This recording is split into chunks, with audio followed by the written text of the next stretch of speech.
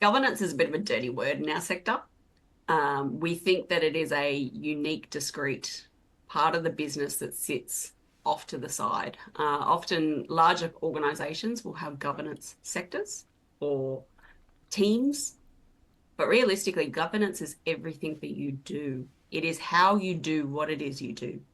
And I think the more we get used to the fact that governance is everywhere and it is everyone's responsibility, the easier it becomes. My name's Angela Harvey, and I am from supportingpotential.com.au.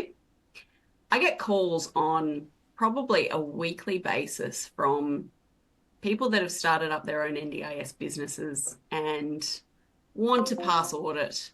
And I get comments along the lines of, well, I just need to know how to get past the audit, and I don't need to know the practice standards. And we provide a really good quality service.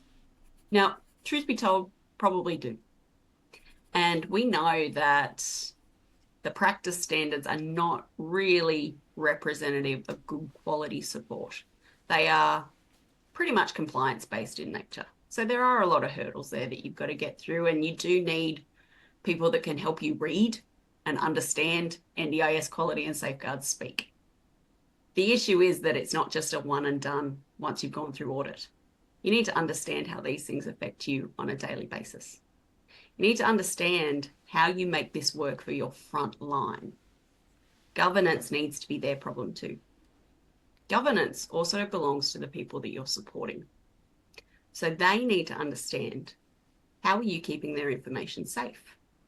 How are you going to support them in a way that maintains and promotes their human rights? All of these things are things that you probably think about, but don't actually put pen to paper and identify how. When I'm working with a company to try and get their governance right, my first point is to really understand who they are. What is the service that you want to deliver?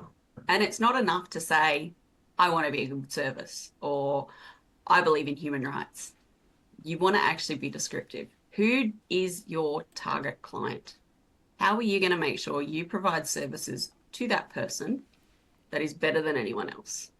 And essentially, that's all governance is.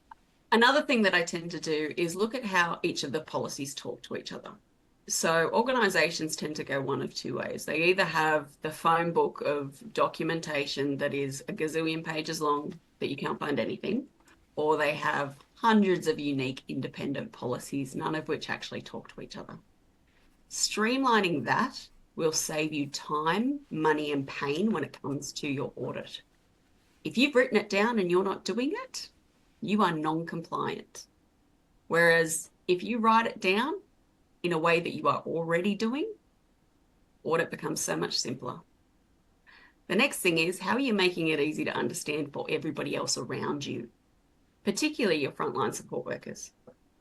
Keeping in mind that they are generally, as a rule, English is an additional language. Our sector is predominantly defined as being low skill.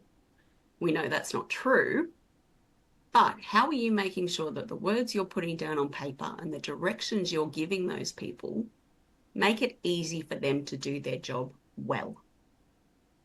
They are not going to be people that like to read. They're people.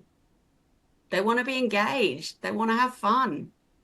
They want to have the feel goods of working with someone with a disability and helping them to achieve their goals. Giving them a 1,000-page document and saying, you've got the next hour to sit, read, and then sign that you understood it, isn't going to give you the quality that you're seeking. I'm sure all of your team have probably complained to you at some point or another how busy they are. And they are.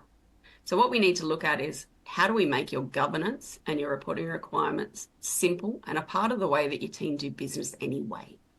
Because if it's an add-on, if it's an extra, they're going to complain and they're not going to do it. What we need to do is look at their regular operating cadence. What do they do? How do they do it? And how can you make sure you're capturing information that is relevant to your governance requirements in that moment? I've supported large organizations to small startup organizations who have big growth aspirations. There's probably nothing that I haven't seen or managed before.